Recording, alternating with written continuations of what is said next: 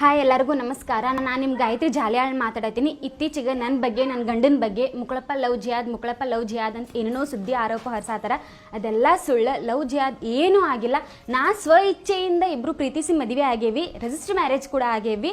ಆಮೇಲೆ ನಮ್ಮವ್ವ ನ್ಯೂಸ್ ಮುಂದೆ, ಮೀಡಿಯಾ ಮುಂದೆ ಏನೇನೋ ಸುಳ್ಳು ಆರೋಪ ಹೇಳತ್ತಾಳ, ಏನೇನೋ ಸ್ಟೇಟ್ಮೆಂಟ್ ಕೊಡತ್ತಾಳ. ಅದೆಲ್ಲ ಸುಳ್ಳು ಸುದ್ದಿ.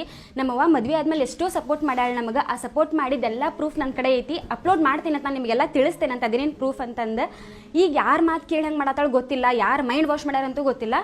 ಆಮೇಲೆ ಹುಡುಗಿ ಮೈಂಡ್ ವಾಶ್ ಮಾಡಿ ಮುಕ್ಕಳಪ್ಪ ಕರ್ಕೊಂಡು ಹೋಗ್ಯಾನ ಅಂತ ಹೇಳತ್ತಾರ. ನನಗೆ ಯಾರು ಮೈಂಡ್ ವಾಶ್ ಮಾಡಿಲ್ಲ, ಏನು ಮಾಡಿಲ್ಲ. ನಾ ಸ್ವ ಇಚ್ಛೆಯಿಂದ ಇವ್ರ ಕಡೆ ಬಂದೀನಿ.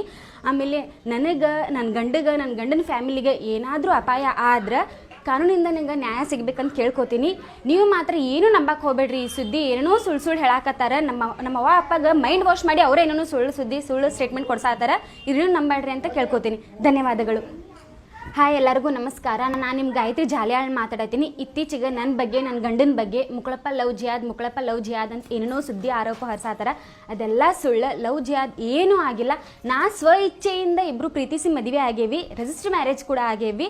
ಆಮೇಲೆ ನಮ್ಮವ್ವ ನ್ಯೂಸ್ ಮುಂದೆ, ಮೀಡಿಯಾ ಮುಂದೆ ಏನೇನೋ ಸುಳ್ಳು ಆರೋಪ ಹೇಳತ್ತಾಳ, ಏನೇನೋ ಸ್ಟೇಟ್ಮೆಂಟ್ ಕೊಡತ್ತಾಳ. ಅದೆಲ್ಲ ಸುಳ್ಳು ಸುದ್ದಿ. ನಮ್ಮವ್ವ ಮದುವೆ ಆದ್ಮೇಲೆ ಎಷ್ಟೋ ಸಪೋರ್ಟ್ ಮಾಡ್ಯಾಳ ನಮಗೆ. ಆ ಸಪೋರ್ಟ್ ಮಾಡಿದ್ದೆಲ್ಲ ಪ್ರೂಫ್ ನನ್ನ ಕಡೆ ಐತಿ. ಅಪ್ಲೋಡ್ ಮಾಡ್ತೀನಿ ಅಂತ, ನಾನು ನಿಮಗೆಲ್ಲ ತಿಳಿಸ್ತೇನೆ ಅಂತ. ಅದೇನೇನು ಪ್ರೂಫ್ ಅಂತಂದು ಈಗ ಯಾರು ಮಾತು ಕೇಳಿ ಹಂಗೆ ಮಾಡತ್ತಾಳ ಗೊತ್ತಿಲ್ಲ, ಯಾರು ಮೈಂಡ್ ವಾಶ್ ಮಾಡ್ಯಾರಂತೂ ಗೊತ್ತಿಲ್ಲ.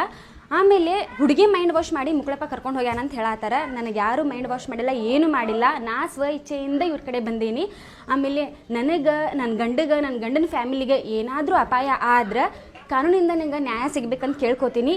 ನೀವು ಮಾತ್ರ ಏನು ನಂಬಕ್ಕೆ ಹೋಗ್ಬೇಡ್ರಿ. ಈ ಸುದ್ದಿ ಏನೇನೋ ಸುಳ್ಳು ಹೇಳಾಕತ್ತಾರ. ನಮ್ಮವ್ವ ಅಪ್ಪಗೆ ಮೈಂಡ್ ವಾಶ್ ಮಾಡಿ ಅವರೇನೇನೋ ಸುಳ್ಳು ಸ್ಟೇಟ್ಮೆಂಟ್ ಕೊಡ್ಸಾತಾರ. ಇದನ್ನು ನಂಬೇಡ್ರಿ ಅಂತ ಕೇಳ್ಕೊತೀನಿ. ಧನ್ಯವಾದಗಳು.